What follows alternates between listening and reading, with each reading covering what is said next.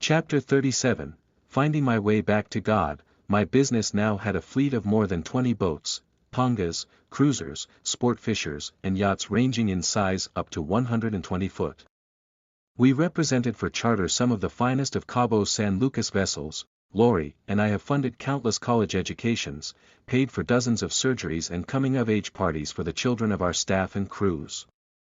We donate to several charities, supporting cancer and autism research and veterans organizations.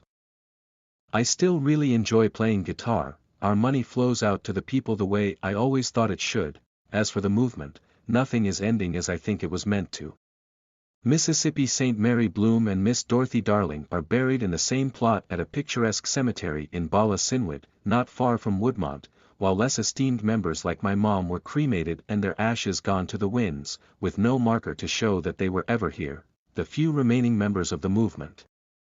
I would guess less than 20, claimed Mother Divine was still alive as recent as early 2017, but nobody had reported seeing her at any events for years.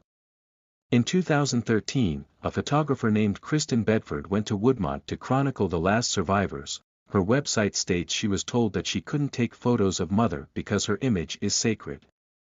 The irony is that Mother's picture is readily available everywhere on the internet, including the website my mom, Miss Harmony Faith, created.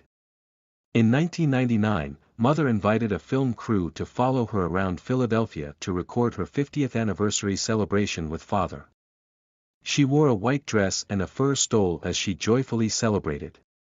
Numerous times in 2016, I asked the Lower Merion Police Department to do a wellness check on Mother because my phone calls to her were refused, my flowers were refused. They kept saying she was fine. The last time I called, the police officer said, "They told us if you ever ask us to come out there again, they will sue you for harassment." Then, on March 4, 2017 it was reported on the news that Mother Divine was dead. When the news crews come to Woodmont for a look at the remarkable history of Father Divine and the Peace Mission movement, they get to speak with Roger Klaus, who had no hierarchy position within the organization until Father passed. I fear that Mother's death, like many others, was not natural, or that she was not well cared for in her declining years, the last time I spoke with her. In June 2009 she said, "Tommy, they don't let me do anything anymore. I just sit in my office bored." I have part of the answer of why I was brought to them in 1962, and why I was told I was adopted. In 2008, I was contacted by E. Black, an independent researcher whose writings are published on a website sponsored by San Diego State University. Ms. Black stated she was interested in learning about Father Divine and the Peace Mission movement, and wanted to ask me questions. First, Lori checked it all out to be sure it was legitimate.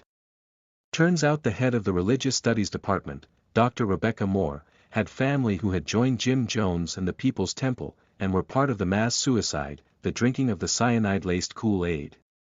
The website is dedicated to answers and information. Jones was obsessed with Father and his great success. She theorizes that the search for an heir to Father Divine's kingdom came from that face-to-face meeting with Jones in 1958. When Jones stated his intention to take over the peace mission. Black's theory was that Mother knew she would not be able to hold him off. Her divinity was in question with the followers, so she came up with the idea to adopt a son. She brought this idea to Father, and he added his own thoughts. The child should have some color in his skin so he would look like their natural child, the plausible progeny. A child of Mexican descent would be perfect for completing his vision for a united North America. When Ms. Black's writings were published, with a detailed timeline of events, it was clear why I was chosen by Father and Mother. When Jones came to Woodmont, and I was there, it demonstrated that Father had chosen and was grooming a successor, so Jones focused his attention on Guyana. It is deeply troubling, and painful to think about the 1978 Jonestown tragedy. Mother would never talk about it with me. Lori says that if Black's timeline is correct, my presence at the Peace Mission saved the lives of those followers who stayed put. Believing in me, the prodigal son. It is important to keep Woodmont away from developers. I want to see the land preserved and the beauty intact. What I want most of all, is to be acknowledged as Father and Mother Divine Son. Today, I feel close to God when I am high above in the Tuna Tower. From there I can see water for miles touching the blue horizon. I had the same feeling when I was at the top of the temples of the sun and the moon, a sense of oneness with the world. If I think back on my life, I feel that those moments may be the closest I've ever come to the truly divine.